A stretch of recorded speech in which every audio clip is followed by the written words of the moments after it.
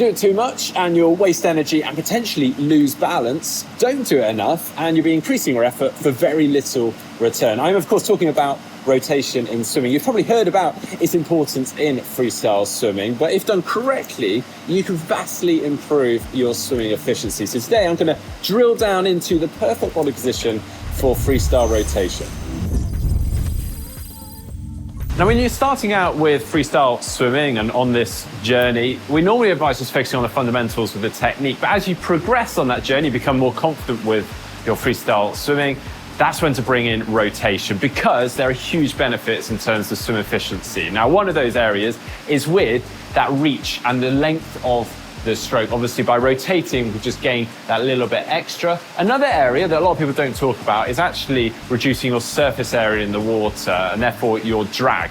So if you think about when you're just swimming quite flat in the water, you're plowing through the water with both shoulders. As we start to rotate, you're just having one shoulder sort of pushing through the water at a time. And the other huge area is the utilization of muscles. Rather than, again, just hammering a small set of muscles, by rotating, we start to distribute that workload across huge back and lat muscles to generate that power. So today I'm just going to jump straight into some drills to really help with your freestyle rotation. Well, this is a really good one to start with, the Swordfish drill or Sidekick. Basically, this is going to really encourage you to get onto your side and start rotating.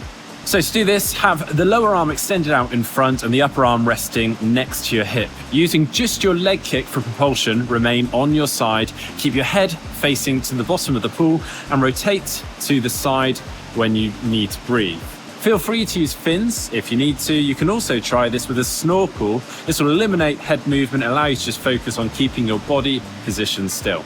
Now, it's worth pointing out that with the Swordfish drill, Sidekick, and actually many of these drills today, they are a breakdown of a certain part of the stroke, or even, and is the case with most drills, an exaggeration of an element of the stroke. So with this Swordfish drill, we are rotated fully onto our side, which is more than we would in the perfect swimming stroke. But you'll find when you come back to doing this in your full stroke, you have far more confidence with rotating.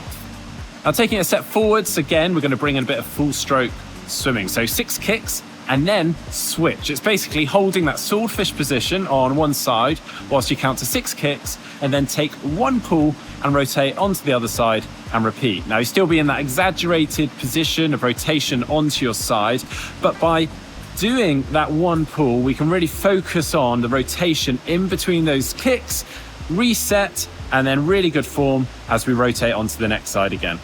All right, we're now closing in on full stroke, almost. We're doing 3 swim, 6 kicks. That's 3 strokes, 6 kicks. Now, the focus here is really around the hip movement and how that almost leads the rotation and the shoulders follow in sync with the hips. Now, your body should rotate around this central axis. And as I say, think of the hips moving, the shoulders rotating all together. Now, as with the previous drill, I like to think of it as using those 6 kicks to really set yourself up, get your core engaged, and then 3 really good quality strokes with perfect rotation. Now, with this one, we can start thinking about an ideal rotation degree. Now, we've been previously going fully onto our side. Now, an ideal amount of rotation is roughly around that 40 degrees. So somewhere between flat and fully 90 degrees onto our side. So yeah, try and focus on that now as we're bringing in the 3 strokes and 6 kicks. Now for single arm by your side. This variation of single arm looks hard. It's designed to highlight your hip rotation.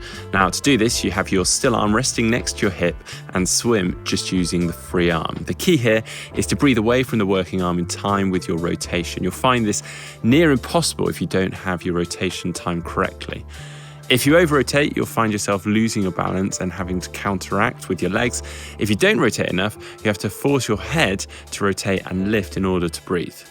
Now for pool buoy and legs crossed. This will challenge your core as well as encourage rotation.